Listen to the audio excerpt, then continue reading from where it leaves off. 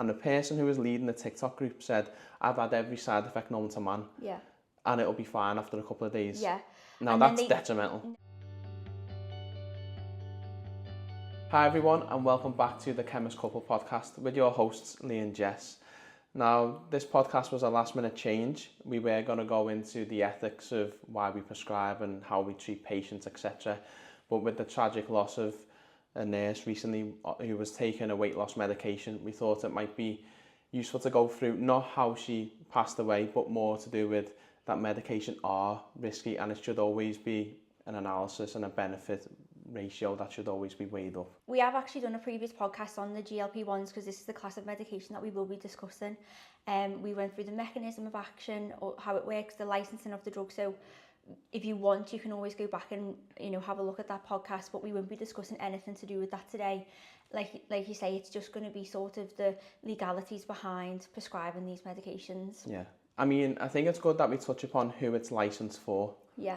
So originally everyone knows that they were used for type 2 diabetes, and then in terms of weight loss, a couple of brands have come out. So the one that comes to mind is Mounjaro, you've got Saxenda, you have Wegovy, and they are licensed for people who've got a BMI of greater than 30 or greater than 27 with a weight-related comorbidity. So that might be high blood pressure, high cholesterol, obstructive sleep apnea, etc.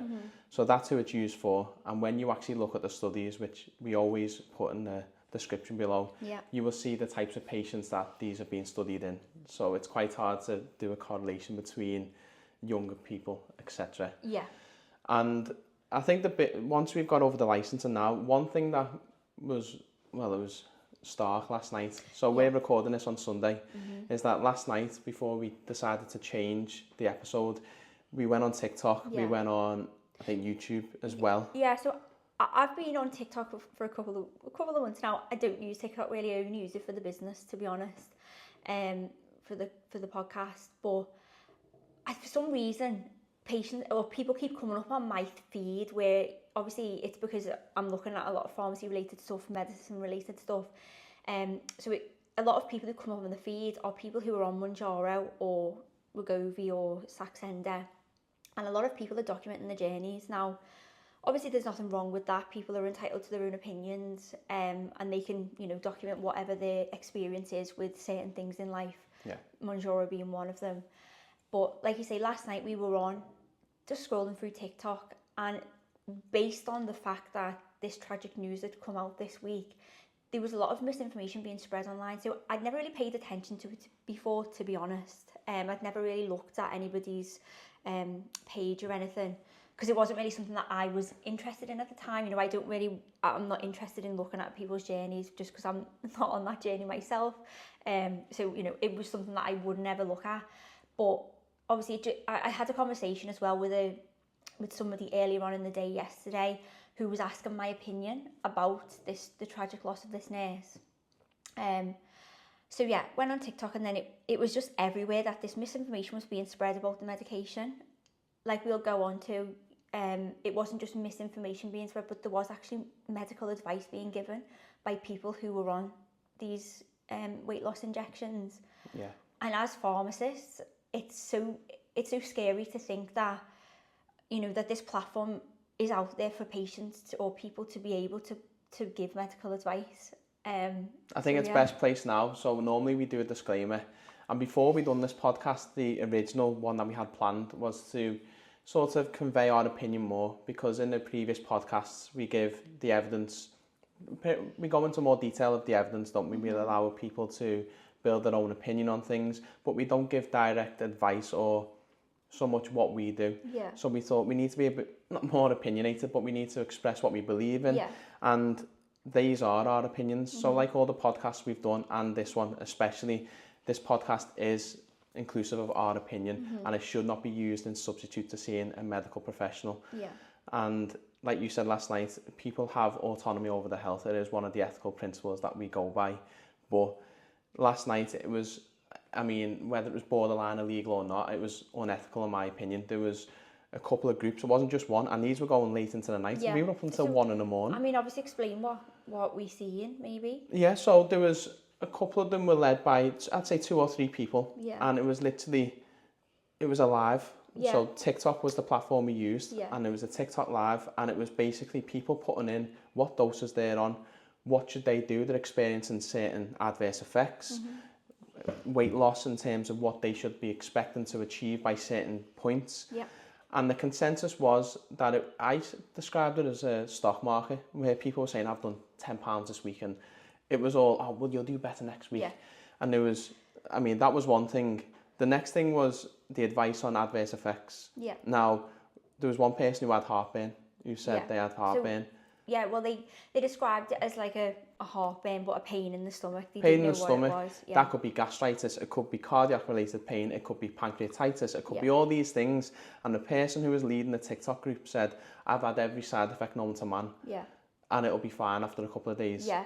Now And that's detrimental. No, yeah, they did say, you know, if you are worried, go and seek, you know, advice from a health professional, but that's not the point. The point is that, you know, like you say, it could have been, if it was cardiac related, you know, a lot of patients who have heart attacks will actually feel like they've got heartburn, and that could be a way that they describe the pain of a heart attack. Now, it's unlikely that it was a heart attack. However, you can't rule that out. And so these people without medical training, and all throughout this live, by the way, the woman who was running it was saying, you know, I'm not medically trained, I'm just giving my opinion, but also it wasn't her opinion, she was given sort of advice, It like was you advice, say. there's no way of looking at it. Another thing that was pointed out on these was a lot of patients, or a lot of people, I keep calling them patients, so it's you know, when you're a pharmacist or like any health professional, you just call patients, but they were, a lot of people were asking about, are you worried about what's happened this week? Are you still going to take it? And a lot of people were saying, oh, don't worry, like I'm on week, you know, 4, I'm fine.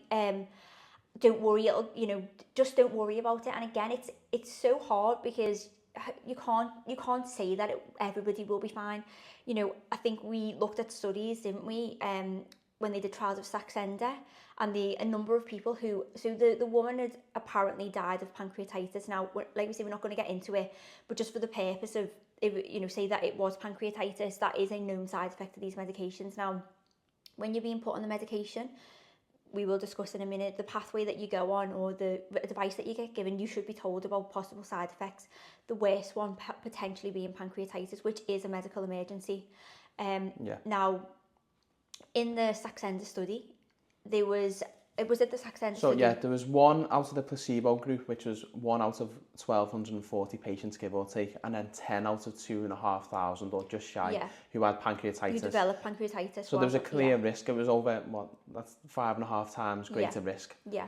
And so, you know, you can't just tell somebody, oh, don't worry, you'll be fine, because there is a genuine risk of that development. And like we say, it is a medical emergency and you need to seek treatment. Again, and another point to make about that is that one of the symptoms of it is abdo pain or stomach pain. So a woman had clearly said in one of these lives last night that she had stomach pain, and yet, you know, these people were saying, oh, don't worry, you know, it's probably a bit of heartburn or, you know, whatever it was. And it's frightening. It is. And one thing I want to say before we carry on is that we did have some sort of structure. We have a few points that we want to get across, but there's so much emotion in this podcast, and there's so many subjects we can touch upon ethically and legally that it may drift off, but we'll try and pull it back. But looking at that TikTok community in general, there was a couple that we looked at. The consensus was basically we know our own bodies, we have health autonomy, and it was against the health industry. That's the consensus. It was negative towards healthcare professionals. Now, the funny thing was, and it's annoying really for me, is that they were giving this advice and then said, oh, if it goes too far, then go and see your GP, go and see your pharmacist. That's what they said. So ignore them was the consensus. Go and do what you want, but then if anything goes really bad, then go back to them. There's a reason why we go through rigorous training. It doesn't directly correlate, as we've alluded to in the past, to lifestyle factors. I think the evidence and training needs to be bolstered in that situation. But when it comes to pharmacology and physiology, that's what we study. The difference between us and doctors are that we do physiology at the baseline, but then we go into more pharmacotherapy. Doctors will go into pathophysiology and diagnostic criteria. There's a reason why we are classed. For so many years. And there's a reason why people cannot just go and get prescription medication. It's there for a reason. But so that was annoying for me. It was. And that's probably the next point that I want to go on to, in terms of you cannot just go and get a prescription medication without seeing a doctor in most cases. So in order to get even a medication for you know, if we maybe go into the classes of different drugs, so they're usually in 3 classes. So there's pharmacy only medication, there is general sales list, GSL. GSL. Yeah, so there's a few more, but in like they're so the main ones, OTC, GSL, yeah, P and POM. Yeah. So with a general sale, it could be something like paracetamol, ibuprofen, but it's, you know, you're restricted to how many medications you can buy. Now, the reason why they can be on sale is because it's been deemed that they're safe enough to be able to give patients autonomy over taking them. So they don't need to be seen by a health professional in order for somebody to say whether you can have it or not, or how to take it. Obviously, it will give information on the back of the box to say who can and cannot take it. And so, you know, it's deemed that patients will, or the public will, use their own initiative and use their medications appropriately. Then you get to medications that are P, so they have to be sold by seeing, or you have to see a pharmacist or somebody within the pharmacy before you can get given them. So that could be things like codeine and stuff like that. So cocodamol would be a lower strength, not the higher strength of a medication. Obviously, there needs to be questions asked before that medication's given. You know, we need to go into the history, and then also you need to be counselled on that it shouldn't be used long term, because obviously it's a medication that can become addictive. And so that's just an example of the fact that there's further restrictions on that medication, because it can be more dangerous if it's, you know, being able to be bought, you know, just generally. And then you have prescription only, and then they're deemed not dangerous, but obviously the side effect profile of those medications and the monitoring required potentially for those medications means that it needs to be monitored and it needs to be prescribed by a health professional. Yeah, it needs to be regulated. It needs to be more regulated.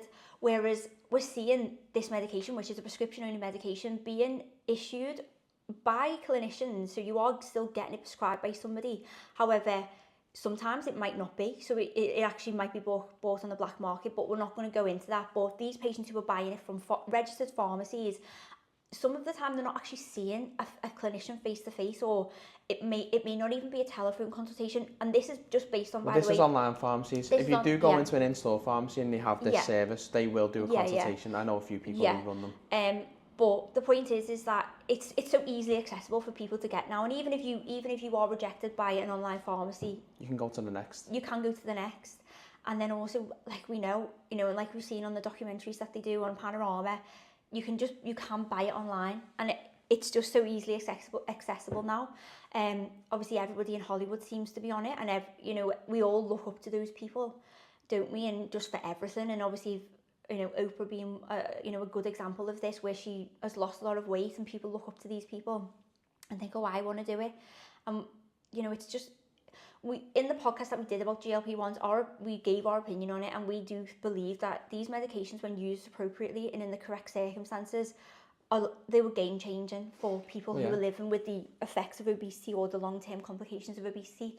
However, one of the licensing things is that it needs to be used in conjunction with a healthy diet, a healthy lifestyle. You know, you have to follow an exercise regime, and it has to be a lifestyle change, and you are supposed to get sort of guidance on that from like a nutritionist, a dietitian, which again, you know, a lot of these people who we've seen online last night, you know, they're not, and that's why they've obviously set up these communities, because they're trying to help each other, but without any medical knowledge of... Ironically, they're leading themselves into more pain. Yeah. But there's a lot of things that we can go off from what you just said. No, there's loads of them. So I wanted to declare my interest in terms of, we did go on, when Saxenda was the first, well, the fully licensed weight loss medication, we did go on training. And in the UK, you can go on to training as a pharmacist and not be a prescriber, same as a nurse. And then you can give these medications out under something called a PGD, which is a patient group directive, meaning that if a lot of vaccines are given off it, a lot of emergency contraception within the country, but it's if a patient fits a certain criteria and profile, the prescription's basically being written as an overarching prescription, and you can give it against it. So we done that training in anticipation to give this medication out. Now, the more and more it's gone on, the more and more I actually don't agree with giving the medication. I do when it comes to someone's severely overweight or obese and their weight is a complication, well, at risk to their health in the acute term, for example. But like you said, then it's more aesthetically driven. It is, yeah. And that was what was apparent in that group, was none of them had made any lifestyle changes. They were just basically eating less of the poor stuff they were eating. Yeah. And there's a lot of things we can go into here, and I'm going to try and touch upon a few, is that this education is a big thing within the health system. That's not apparent with these medications. When we prescribe them, should we be putting patients within a community where you cannot get it unless you attend certain courses? I think so, because GLP-1s, the natural hormone in your body, has a half-life of 2 minutes. Yeah. Now, we've extended that now to 7 days. That hormone was first used for diabetic treatment, and then now the doses we give are surpassing those in diabetic treatment. So what happens when we give other medications, like you said the other day, acid suppressants, so omeprazole, etc. If we stop it abruptly, we upregulate the proton pumps within it, we make more acid. What happens when we use a high dose of this and then in the future we just stop it? Yeah. Because there's been shortages now already. What's going to happen if more and more people become addicted to it? Yeah. Because these people aren't changing No. their lives, and are they? You know, and I think a lot of the comments that I seen last night on these lives was that, you know, people were like, oh, I don't know, I'm scared to stop. And then people were saying, oh, I'm just going to be on this for life. Now, there isn't obviously a financial implication of that, because these medications are very expensive. Another thing that I just wanted to point out was that pharmacies or online pharmacies have actually given these people discount codes. So whether it's intended or not, and you know, I'd like to think that it wasn't, but these, you know, these people who've got thousands of followers on TikTok, you know, they're influencing people and saying, oh, I've got a discount code for GLP-1 if you want to use it. Now that's incentivizing. It's awful. It is incentivizing people to buy it. I think my worry is that the amount of people that are taking them now, like you say, there could be a shortage at some point again, like there was, you know, over the other types of GLP-1s. It's still ongoing now, to be honest, isn't it? Then what are all these patients going to do? All these people going to do, you know, when it does get stopped? They haven't, you know, we can see from online that most of them haven't changed the diet. Most of them haven't changed their lifestyle. Unfortunately, they are not getting the support that they're supposed to. So I'm not going to put all of the blame on the people who are taking them, because I do think that, you know, if somebody is actually running a clinic and they're supplying this patient with a medication, they should also support them in you know, what they're doing. We do have an ethical obligation to do that. And you know, when we were thinking about doing the PGD, when we did go through the training, that was part of the PGD, is that we had to provide that, and we had to provide follow-up, or you know, and so whether they are doing it, I don't know. And again, you know, it's hard to say because I haven't physically done it, you know, I haven't gone through this pathway, and you know, so I don't know. But from what you see online and what you hear, you know, I know people who are getting vials of GLP-1s, you know, in the community. You hear whenever you get your nails done or whatever, you know, when people are like, oh, Jess, like, if you're a pharmacist, what do you think about this? And it's scary, because obviously I'll tell people, it doesn't come as a vial in this country. I know that it does in Australia. However, you know, it's not legal. So we have to have a marketing authorization in this country for it to be deemed safe. Like, it has to go through testing. So if we don't have a marketing authorization for these vials, we can't tell you what's in it. And so it could be anything. You know, we hope that it is the actual, you know, the drug, but what if it isn't? You know, it's honestly, it is just scary. And then the point that I wanted to actually come back to, so I really went off on a tangent, but my point is that if all of these people are just stopped on this medication, we know that they haven't changed their lifestyle. So unfortunately for most people, they're just going to go back to putting the weight on. You know, okay, granted, you may not put as much weight on as what you started at. However, you know, they haven't changed the lifestyle. So then what happens then? And then I think obviously at the moment, this is not available on the NHS. So this is not an NHS problem, or we think it's not an NHS problem.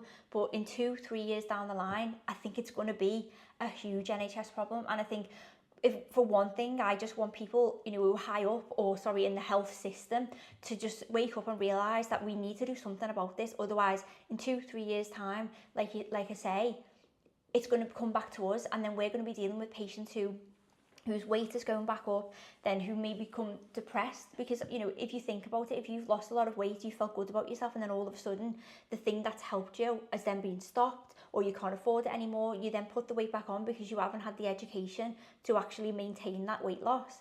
I think that can be probably difficult for patients to deal with. So, we're going to get a pandemic then of patients who are coming in either, really depressed, or people who are then wanting something else.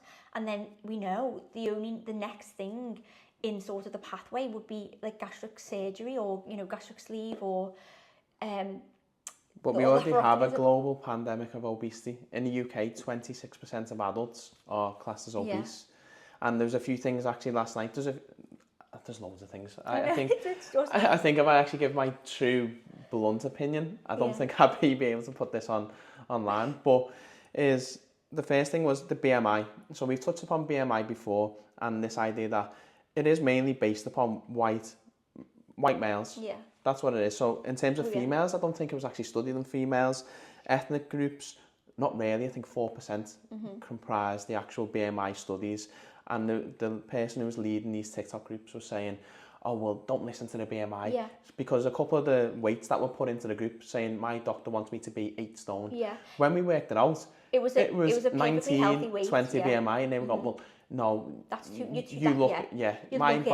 my body's not meant to be 8 stone. Yeah. And this is something that I have with close friends and family, is that if you look at all other conditions in health, so your kidney function, for example, we account for the fact that it will decline with age. Yeah. From the age of 21, it declines by 1%. With BMI, it doesn't allow you, once you get to 30 years old and you've had 2 kids and you've got 2 jobs, it doesn't allow you to go, we'll ease up on you. Your frame can still take more weight. No. Yeah. The idea is you need to be 8 stone if that's your healthy weight throughout your whole life. Yeah. And there's people I know who say to me all the time, I couldn't be 10 stone. That's the wrong mentality. Yeah, because the public who are using these medications straight away don't have the right education. And this is my next thing, is that I'm going to touch upon the COVID vaccine because it was very controversial. And I think it was put towards the health sector as opposed to politically, because it was the politicians who driven the need for the vaccine. Obviously, there was health advisors that they had. There was health advisors, but it was driven by the political system. But my point is when that was put out of a couple of blood clots, etc. I don't know the data, and I am going to do a podcast on the actual data. But one thing that I will bring up that I know the stats on is the contraceptive pill. So it's done in 10,000 per 10,000 people. Yeah. So a normal woman who doesn't go on contraceptive pill has two events per 10,000 patients of having a blood clot. Yeah. If you take the pill, it's give or take 5. Yeah. Now, there was a Danish study when you're pregnant, it can go from 6 to up to like 49. But no one bothers about the pregnancy side of things because they look towards the pharmacotherapy. Yeah. So that's a negative side of it. Yeah. Now, this nurse who has tragically lost her life through medication, I don't know the ins and outs. Yeah. But because the drug is benefiting a large amount of people in the community, they have offset that. And a couple of the things that was ironically said last night was, we don't know the individual variability and factors that patient was having. Yeah. We don't. But we also don't know that so when all these adverse effects come about, the COVID vaccine, strokes and all these things, was it that they had a poor lifestyle anyway, leading into these potential complications in health? But my point is, how can you educate a system that only look towards health professionals when it benefits them? Yeah, it's so difficult. And that's the truth. And that's my opinion, is that we are used. Yeah. We're used, and we want to help. I mean, you said a lot of people give pharma a bad name. Now, if you actually look at the pharmaceutical industry and look at this medication, so Mounjaro, Wegovy, Saxenda, have basically given people the cure to obesity. Yeah. It's not a healthy way to do it, but it's a cure. If you take that and take a healthy lifestyle in terms of physical activity, you could never be obese again. Yeah. So really, if you look at the point from their business point of view, they could be doing themselves out of all this medication that they do for cardiovascular systems, stroke, etc. Yeah. But they know that people aren't going to listen to the health system, so they're going to be back on that in 10 years' time. I know. And I said this to you, and whether I should say this in this podcast, but it's the truth. It is the truth. They're doing themselves out of business if everyone listens to the licensing agreements. Yeah, I know. And I think, the education, I think we have always talked about this on our podcast anyway, that we are advocates for a healthy diet, a healthy lifestyle, and making small but meaningful changes. So it's not about... and it's the same with the GLP-1s as well. So it's not about going for a wedding and then losing a lot of weight unhealthily by going on a crash diet or going on a GLP-1 and then, you know, putting it all back on. It's about slowly making different changes into your lifestyle that are going to mean that it's lasting. Also, instead of thinking about your goals in terms of aesthetics, think about it in terms of your health. And, you know, this is what nobody's doing. So we know this because when you're looking at what these people are eating on the GLP-1s, they're saying in one breath that this is going to reduce my risk of developing all of these complications in the future. However, then they're eating like bacon butties or like crisps, like because they're low in calories. What is that doing for your health? It's not, you know, it's not like healthy food in terms of it hasn't got, you know, all the vitamins, minerals. Like it's not, you're not eating the rainbow. You're not, you know, experimenting with different pulses or different fruits or different vegetables. It's not. It's just basically looking at what or how many calories it's got in it. If it's got, you know, it doesn't have many, then I'm going to lose weight. Exactly. They're looking at it as a fuel. They are. If you actually, calories is just the ability to change the temperature of water. Yeah. And that's how it's studied. If you got petrol and put it in, that will change the temperature of water. Yeah. You're not going to ingest petrol, are you? I know. But I think, you know, where we're going wrong is, I think that we need to educate our children. And I think, honestly, like, from when this first came out, these GLP-1s, I felt like it was a real step in the right direction, because the way that it was put to, obviously, health professionals is that it needs to be used alongside, you know, education about healthy diet and lifestyle. And I think a lot of people may not want to follow a healthy diet and lifestyle because they don't see results quick enough. Now, if you were using it with a GLP-1, you are seeing the results. And so in my mind, I was hopeful that it might mean that people do continue with these lifestyle changes. Now, if you've got someone continuing with them, they can then educate their children on how to eat better. So we were hopeful, but like you can see, you know, that just isn't happening. And so, like, you know, I believe that we should definitely be educating our children, that, you know, from a very young, like, nursery age, where we're educating them on what to eat. Yeah. We also shouldn't be feeding our children different meals to what we're eating. You know, if like I'm lucky enough to be able to have children, I will probably be trying. I know that it's difficult because I have a niece, and, you know, they can be very fussy, but, you know, at least actively trying to give my children whatever I'm eating. So if I'm cooking a big, you know, a roast, say for instance, then I'm going to make sure that my child's having a roast as well. Maybe it might be pureed or whatever, you know, to make it more palatable for them, but they're going to be eating the same thing as what we would eat. And, you know, we just don't do that. And it is a lot. I understand that it can be for ease sometimes, where, you know, you just want your child to eat something. And I'm not saying that women who give the children, you know, unhealthy foods, I'm not having a go or anything, because I understand that it can be hard, but it's just being mindful of that. And I don't think we're at that point yet where we are as mindful as what we should be. No, I think we're a long way off. Yeah. We're still a fast-paced culture, yeah, and society. We like the idea that we've got a fallback, haven't we? A fall-safe. Yeah. A fall-safe? Fail-safe? Yeah. I can't even speak to the name, but yeah, that's what it is. Why do something that might never happen? The effects of healthy lifestyle, as we keep going through, they are long, but then if you build the foundations, I say to you, build a skyscraper or a house in 12 weeks, or build one over 12 years, which one's going to have the longer durability and the better outcome? It's going to be the one over 12 years. You're going to build better foundations. That applies to your health. Yeah. And one thing I always do say is that health can always change no matter at what point you start. You may not see the same benefits as starting it 10 years ago, but you will see some benefits. Yeah. But going back to what we wanted to go over in this podcast, I'm trying to think of what we've touched upon. I'm just trying to think. We've touched on about, well, social media should... I've got a poll actually going out on LinkedIn whether it's scary that people listen to social media influencers for health over healthcare professionals. The majority are saying yes, and I agree, but there are times when it needs to be contextualised.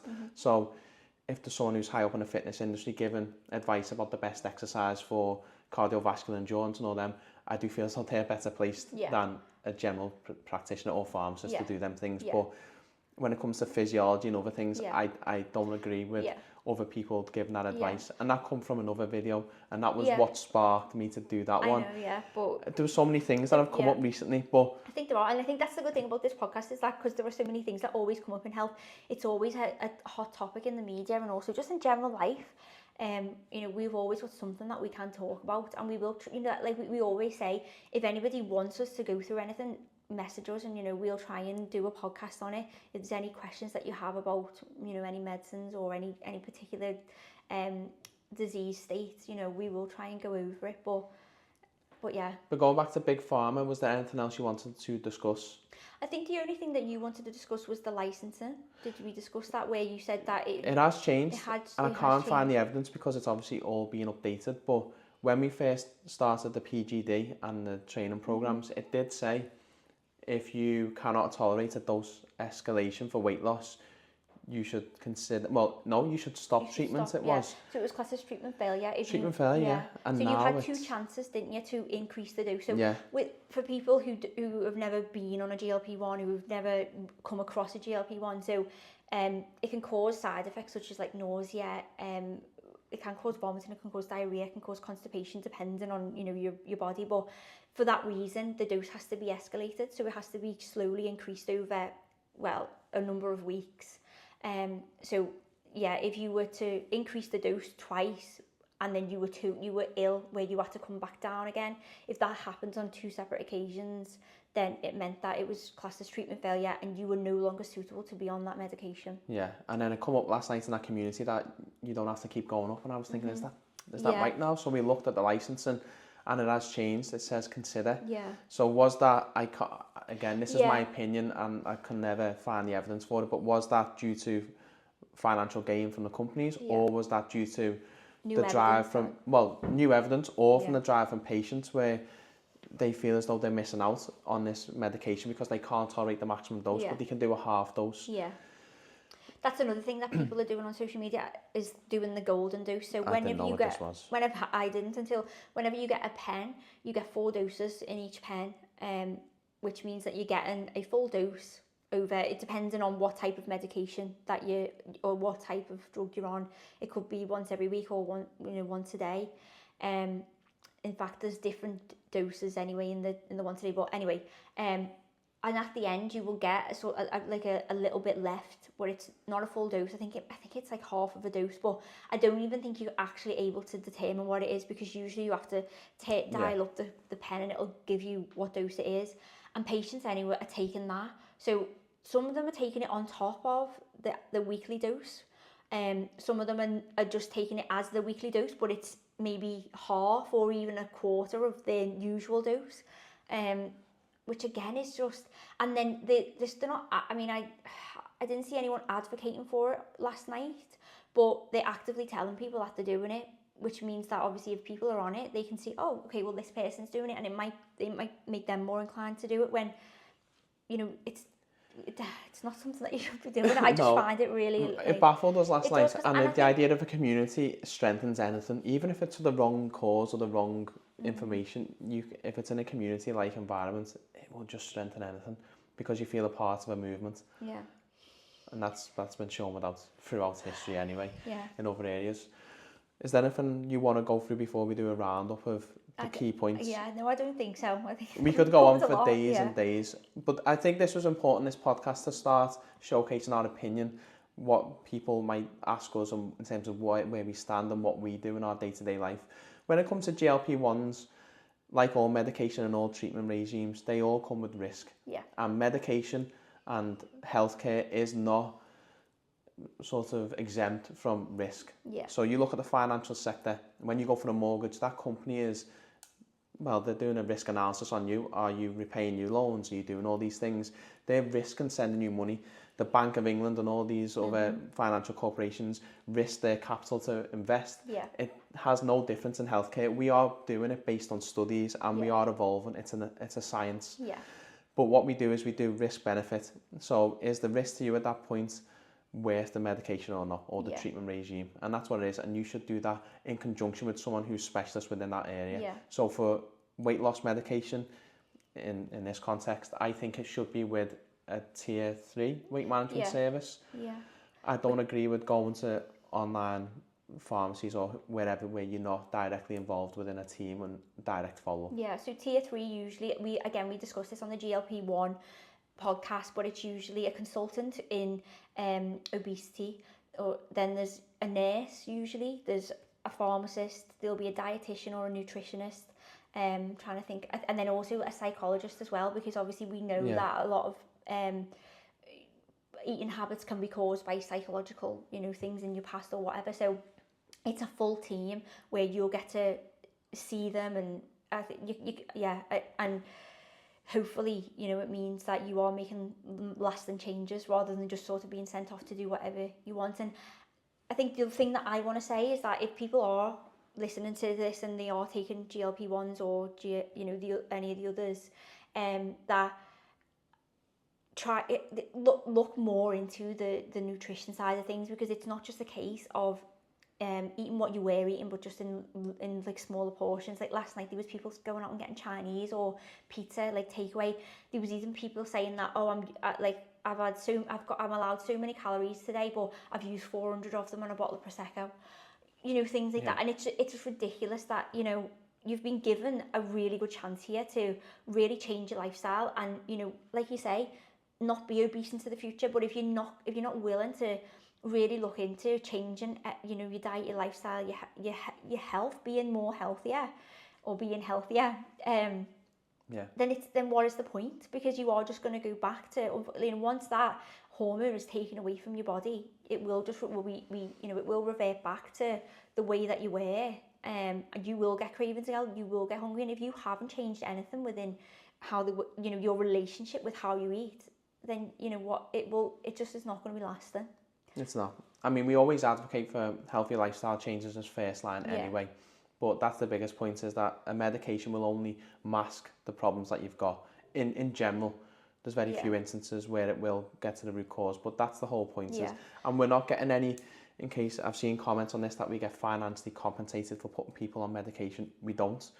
We go by guidelines. It's not the law, it's a guideline. It's based on medical studies, and that's the same thing. But if you are getting this medication and you are continuing to take it, by all means adhere to the protocol that the prescriber has sent you.